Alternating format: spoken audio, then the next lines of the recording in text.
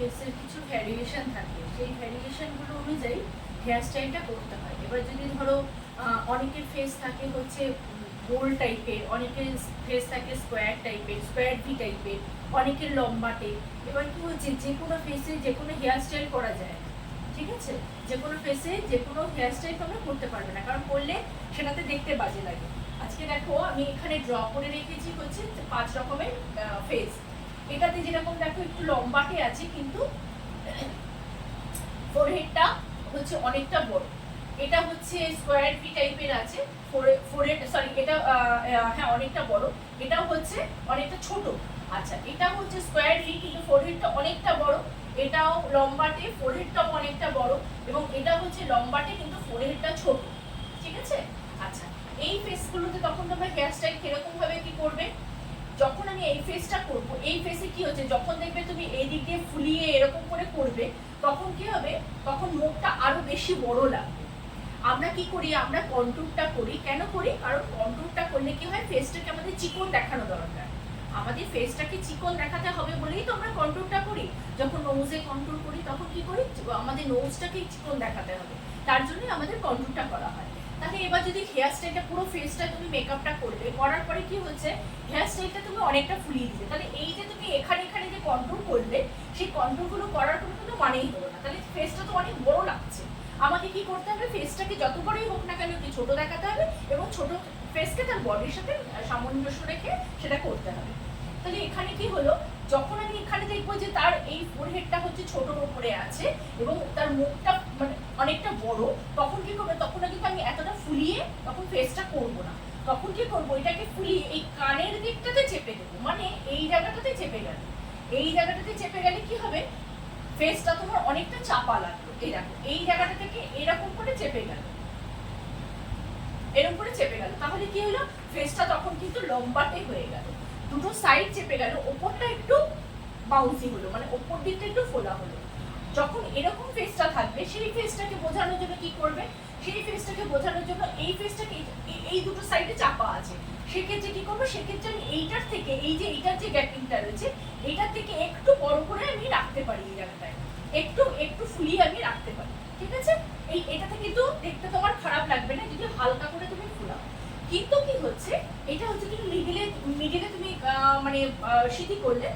আচ্ছা, এইটাতে কি হচ্ছে দেখো, এই ফেসটা যেটা আছে বা এই ফেসটা এই দুটো ফেসে দেখো ফোরহেডটা অনেক বড়, ফোরহেড দুটো অনেকটা বড় আছে। তাহলে সেই সময় কি করবে, এই এই দুটো ফেসে যখন ফোরহেডটা বড় আছে, সেই সময় যদি তুমি এখানটাতে মানে মাঝখানে সিটি করে তারপরে যদি তুমি হেয়ার স্টাইলটা করো, যেটাই করো না কেন হেয়ার স্টাইলটা করো, তাহলে কি হবে, মুখটা আরো বড় লাগলো।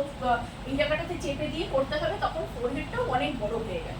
তাহলে সেই টাইমটা কি করতে হবে, সেই টাইমটাতে তোমার রিসেপশন হোক, ব্রাইডাল হোক, বা পার্টি মেকআপ হোক, বা বৃদ্ধির হোক, যেটাই হোক না কেন, সেই সময় কি করতে হবে, কিছু করতে হবে এমন যেটাতে তোমার ওয়াটারফল দিয়ে এরকম করে নামছে, এখান থেকে এরকম করে নামছে। তাহলে কি হলো, অনেকটাই দেখো ফেসটা কিন্তু, এই যে ফেসটা ফোরহেডটা আছে, ফোরহেডটা তখন অনেকটাই ঢেকে গেল। এই যখন হেয়ার ফলটা মানে হেয়ারটাকে ফল করলাম আমরা, তখন কি হলো, তখন কিন্তু অনেকটা ফোরহেডটা ঢেকে গেল, ঢেকে গিয়ে কিন্তু ছোট দেখাচ্ছে। আর এখানটাতে ধরো টিকলি থাকলো, তাহলে ফোরহেডটা অনেকটাই ছোট হয়ে গেল, ঠিক আছে? তখন ফোরহেডটা কিন্তু দেখতে খারাপ লাগবে না। এবার এইটার সাথে সামঞ্জস্য রেখে তুমি হেয়ার স্টাইলটা ওপর দিকটাতে যা খুশি করো। আচ্ছা, যখন এই যে লম্বাটে যখন হেয়ারটা থাকছে, সেই লম্বাটে হেয়ারে কি করব, সেই লম্বাটে হেয়ারে এই জায়গাটাতে এই এখানটাতে আমি ধরো মিডিল পার্ট করলাম, করে হেয়ারটাকে এরকম করলাম। এই ক্ষেত্রেও কি হবে, এখানে রিং রিং টাইপের কিছু করে দিলাম, ঠিক আছে? রিং রিং করে দিলাম। তার সাথে কি হবে, এই হেয়ারটাকে এই যে যেটা বেশি চিকন আছে, বেশি রোগা লাগছে, সেইটাকে বোঝানোর জন্য আমি এখানে রিং ছাড়লাম কিছু, ঠিক আছে? এখানে আমি রিংটা ছাড়লাম। কিন্তু এই ক্ষেত্রে যদি রিংটা ছাড়তাম, তাহলে ফেসটা কিন্তু আরো বড় লাগতো, ঠিক আছে? এখানে কিন্তু রিংটা ছাড়া যাবে না। আমি রিংটা ছাড়তে পারি কোথায়, আমি রিংটা ছাড়তে পারি এইটার ক্ষেত্রে, যখন ফেসটা লম্বাটে আছে তখন আমি রিংটা ছাড়তে পারি। কিন্তু যখন ফেসটা স্কোয়ার ভি কিংবা গোল আছে, তখন কিন্তু যদি রিংটা ছাড়ি, তাহলে দেখো ফেসটা আরো বড় লাগবে। এখানে যদি পাশে যদি আমরা রিংটা ছাড়ি, তাহলে ফেসটা তোমার আরো বড় লাগবে। তাই জন্য এইগুলোতে রিং হবে না, এইগুলোতে রিংটাকে তোমার স্কিপ করে যেতে হবে, ঠিক আছে? আচ্ছা, এই ফেসটা কি আছে দেখো, এইটা হচ্ছে একদম ছোট, এই কপালটা ফোরহেডটা রয়েছে একদম ছোট। সেই সময় কি করতে পারি, সেই সময় এই জায়গাটাতে বেশি ফুলালে চলবে না, সাইডটাতে এর মোটামুটি এটার সাথে সামঞ্জস্য রাখবে। এবং এখানে যেটা আছে সেটাকে একদম নিট অ্যান্ড ক্লিন করে তোমাকে এই মানে হেয়ারের স্টাইলটা করতে হবে, একদম নিট অ্যান্ড ক্লিন করে করতে হবে, যাতে এই ফোরেহেডটা আরো যেন ছোট না হয়। আর এইটা যখন করবে তখন কি হবে, তখন যখন ডিজাইনটা করবে, ডিজাইন ওপরে যদি কলকা করো তখন কি হবে, একদম আইব্রোর ওপর থেকেই একদম সাইডে করবে, আইব্রোর ওপর থেকেই কলকাটা করবে। আর যেহেতু ফেসটা বড়, এই ক্ষেত্রে যদি তুমি ধরো গালে কলকা করো তাহলে দেখতে সেটা বেশি ভালো লাগবে। যদি গালে কলকা করো তাহলেই দেখতে ভালো লাগবে, কারণ হচ্ছে এই ফেসটা হচ্ছে লম্বাটে, মানে নিচের দিকটা অনেকটা দেখা যাচ্ছে, নিচের দিকটা অনেকটা দেখা গেলে তখন কি হবে, তুমি যদি গালে কলকা না করো তখন দেখতে বাজে লাগবে।